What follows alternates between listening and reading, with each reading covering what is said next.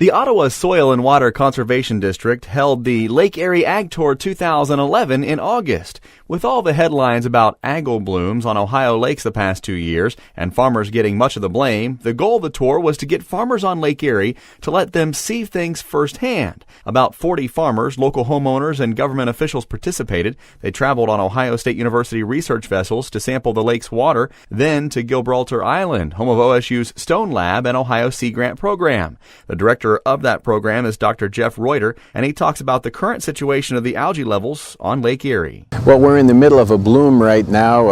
Essentially, we're returning to the conditions that we had during the 1960s and the 1970s when Lake Erie was the poster child for pollution problems in this country.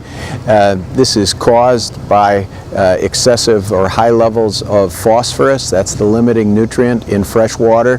When we get really high concentrations of phosphorus during the summer, it allows harmful algal blooms to grow. These are about 6 or 7 species of blue-green algae capable of producing toxins. In Lake Erie, the primary source of the phosphorus right now is non-point source runoff from agricultural fields. Historically, when we go back to the dead zone or the dead lake images of the 1960s and 70s, the primary source of the phosphorus at that time was poor sewage treatment. That was solved, but right now we have a situation, at least on Lake Erie, where the excessive loads of phosphorus coming in primarily during storms, carrying in runoff from agricultural fields, that's allowing these harmful forms of algae to bloom during the summer. And right now we're seeing a bloom underway. It'll probably continue until mid to late September.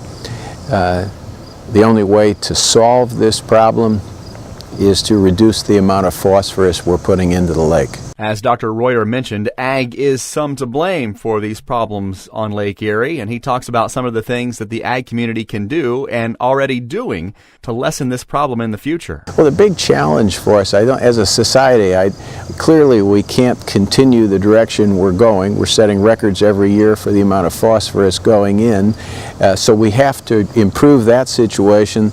And we also, as a society, are not going to tolerate a reduction in our ability to produce food. So the challenge for agriculture is how do we keep the nutrients from running off the field or keep the fertilizer from coming off agricultural land, and how do we keep agricultural production high?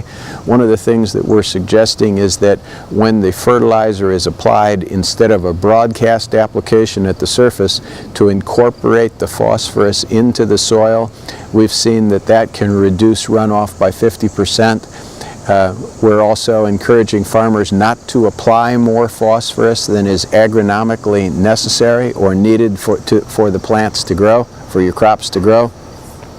We're encouraging farmers not to apply phosphorus on frozen ground during the winter and to reduce fall applications of fertilizer.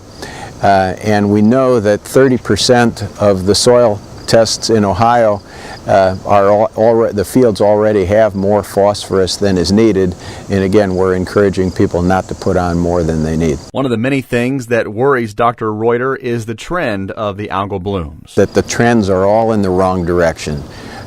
Each year we're seeing new records set for the amount of bioavailable or soluble reactive phosphorus that is coming into the lake, the kind that the algae can use. So we set new records for that, and we're setting new records for the size of the bloom or the amount of algae within the lake.